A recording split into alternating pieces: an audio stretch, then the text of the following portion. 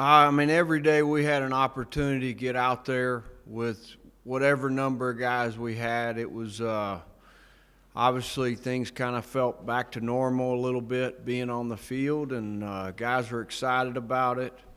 Um, I mean, it was really cool. The last weekend, which would have been last weekend, and then Tuesday and Wednesday, we pretty much had the whole group out there, which was a first for the whole fall.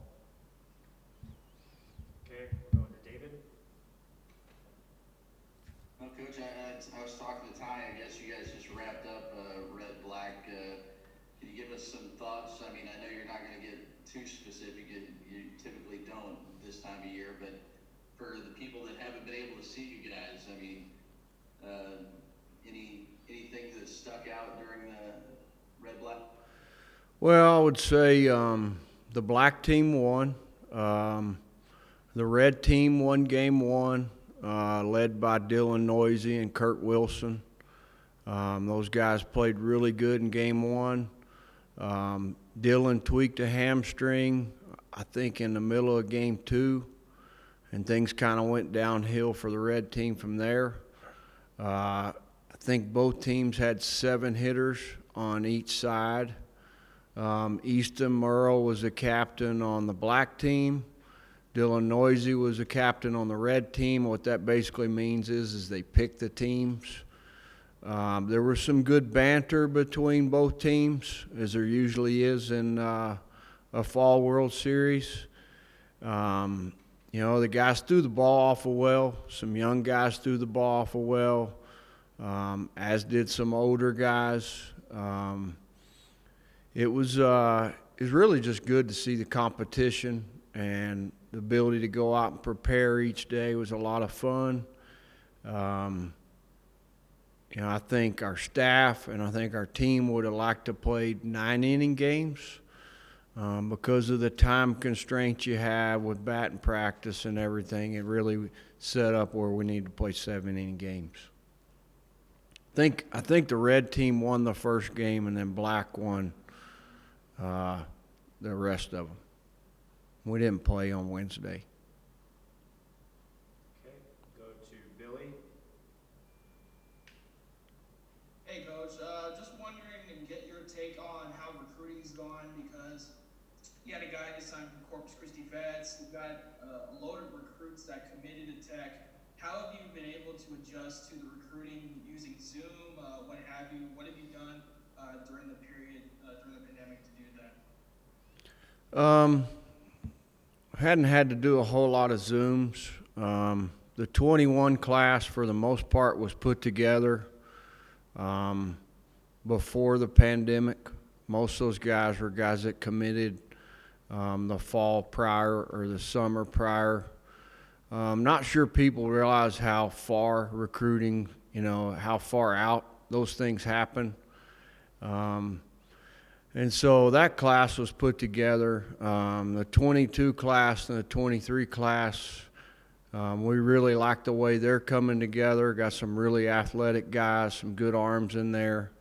That 21 group you're talking about, a dozen or so guys, some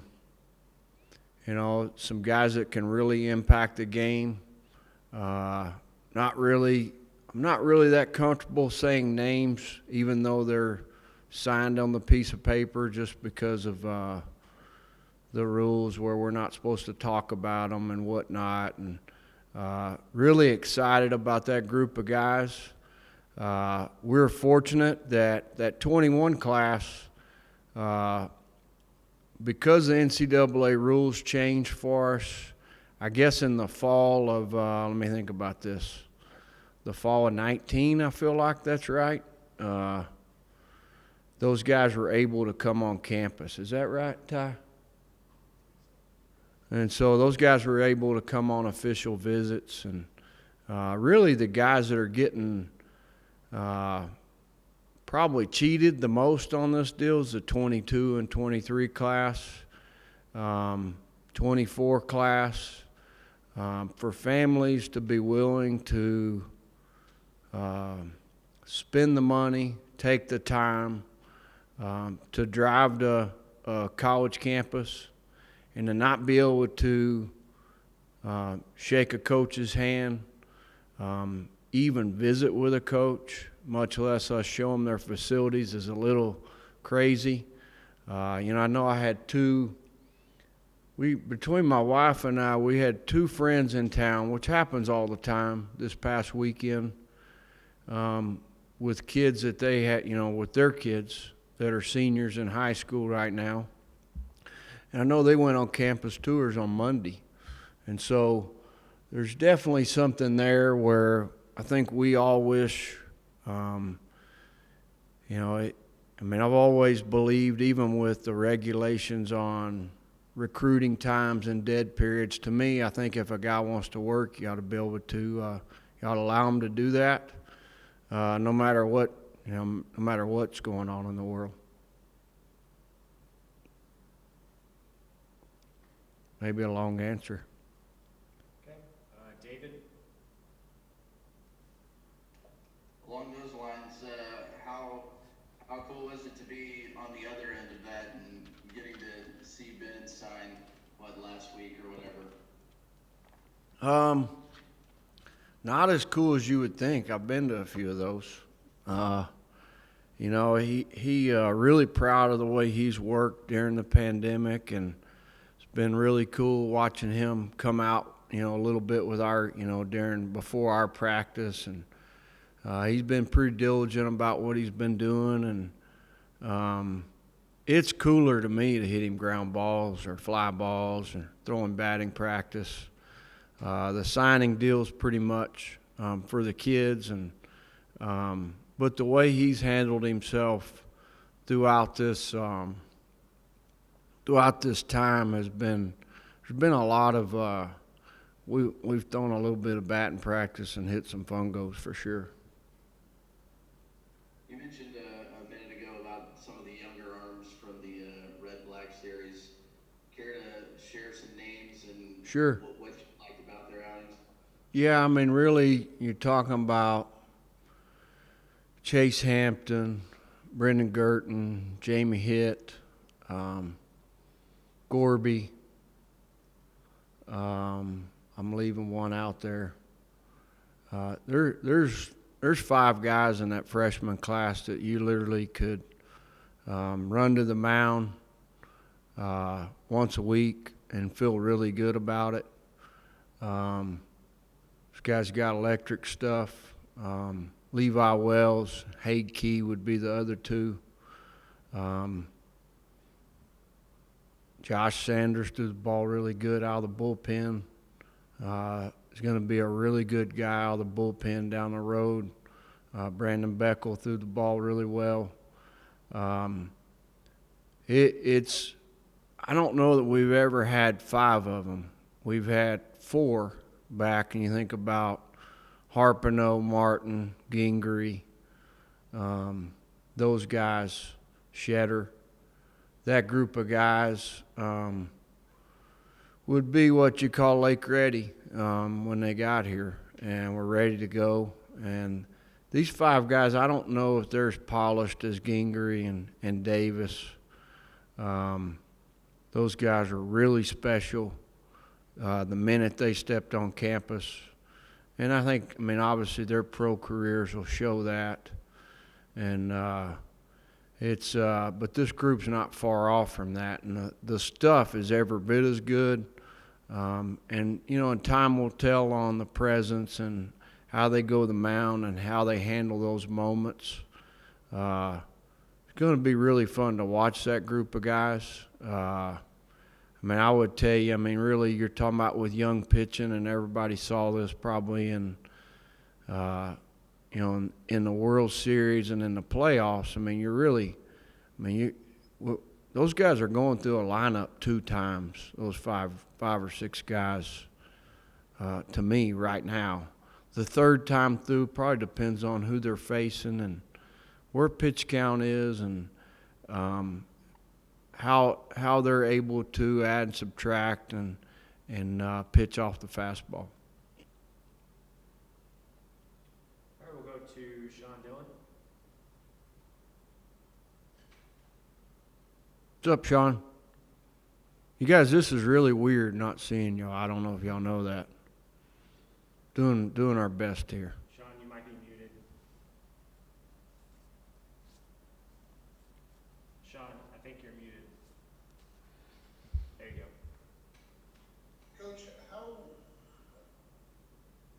difficult is it not knowing how the season is going to progress and how you're going to have a schedule yet, where you're going to be, you know, and there are places that you probably would like to have games. You probably like to find a way to get to Globe Life Field and some of the, play where the World Series was. As you're putting together a schedule, how are you? Yeah. I saw a former coworker put a tweet out yesterday, and it's basically planning in a pandemic is what he put on top of his tweet. And it was a video of a guy with a stack of papers, and he basically threw them up in the air because you just don't really know.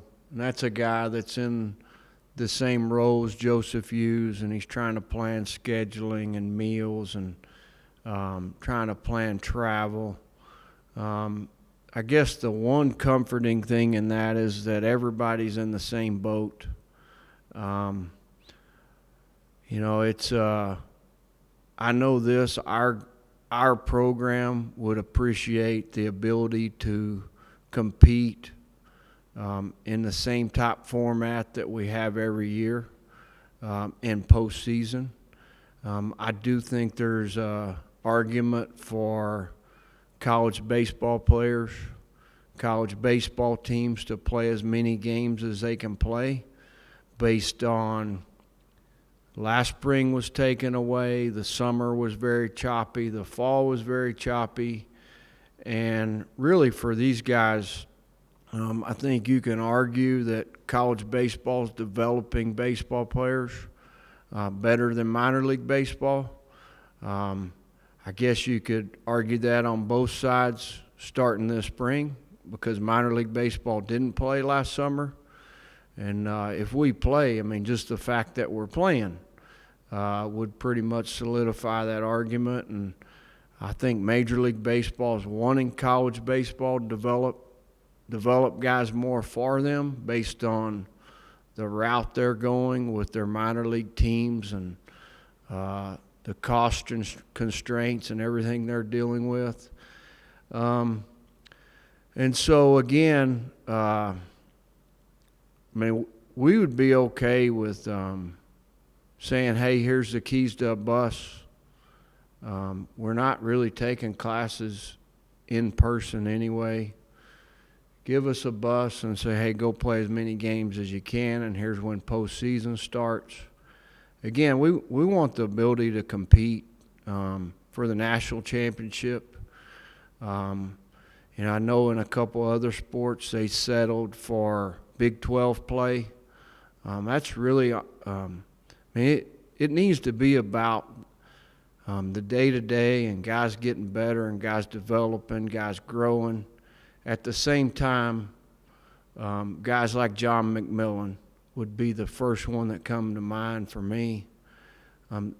They signed up to play for the whole ball of wax. They didn't sign up just to play, a regular season. And so I think our program, I think the Big 12, I think the SEC, I think the Pac-12, I don't want to speak for everybody, but I think we'd all appreciate the ability to have some form of a regular, even if it was more teams like they've talked about in basketball, a regular national tournament.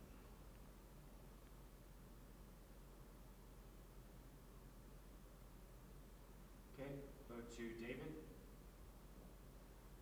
Kind of along those lines, Coach, I mean, how much input do you guys have on a schedule? I mean, would you play like a 4-game series in Big 12 play? I mean, just regular season wise? I mean, I'm sure there's been plenty of discussion, and how much of that do you guys have input on? Well, I would say going back to when our season was canceled, Baseball coaches have talked about anything from the roster limits to the games played to what the 2021 season's going to look like.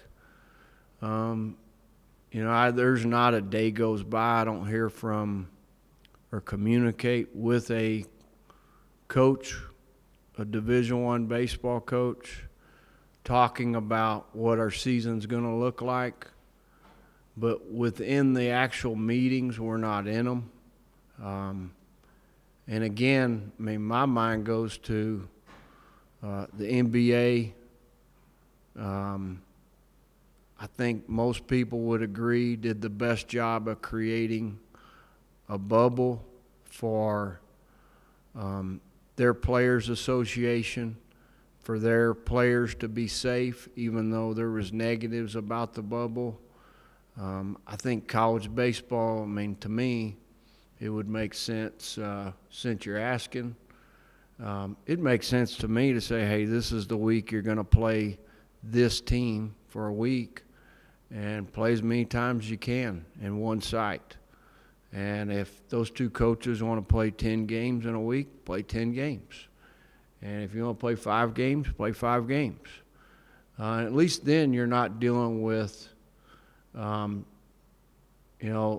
another team as far as testing and all those things. And I guess we could all be optimistic, and we all are, that maybe there's a vaccine and everything can be normal. But I think also you got to look at worst case scenarios. What's worst case scenario? Excuse me. This worst case scenario is that we're treating this just like football and basketball is, and how they are treating it. And but nobody's really, I mean, again, there's a lot of ideas like 4-game weekends, which actually I think we talked about 4-game weekends all the way back to 2013 for RPI purposes in the Big 12.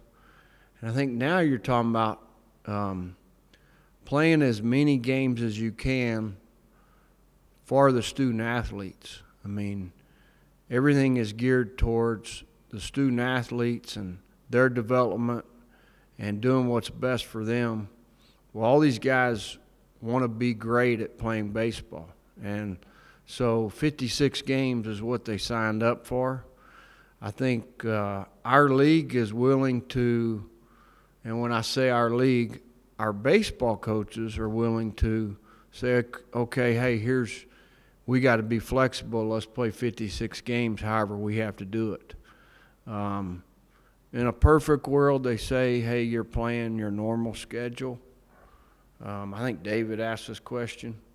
But, I mean, we've already seen the deal with the Big Ten saying they're not going to play midweek games. Well, I know we've got one series with a Big Ten school, so that's 4 games already off the schedule. I want to say the league that New Mexico's in has said the same thing. They're playing all league games. I think we can all appreciate, though, the patience our league is showing right now on making a decision. I think we can all debate, whether you could have played and how quick decisions were made. And as long as we're getting to play and we got the freedom to say again, hey, here's a bus. We don't need a charter plane. We don't need anything fancy. We need some sack lunches and a bus, and we'll go play baseball.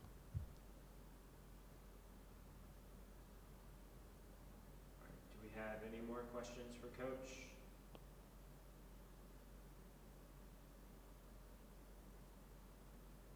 Seeing none? Oh, okay, we've got one from Ronald Clark. Okay, go ahead. Sorry, Coach, this has already been asked, but basically, just from you guys having such a shortened season last year, how much does that motivate not only you as a coach, but also your players to get back out there and compete, like you're saying? I mean, last year's last year, and to me, it's got to move on from last year, good, bad, or indifferent. I mean, our deal is it's day to day, and you got to show up each day and earn the right to be on the field, earn the right to win, respect the game. I mean, really, I don't think we look at last year as any motivating factor from a standpoint of, hey, you need motivation to go play today. You either want to be elite at this game, great at this game, and obviously young guys and people need the structure to be great at this game. And really we're trying to do what's best for each guy each day, which is more challenging right now probably than it's ever been. And that's really probably the motivation right now. It's looking at the number of guys on your roster, which is more than it's ever been, and the challenge of doing everything in your power, just like a parent would, for your kid each day to be successful and to prosper and grow.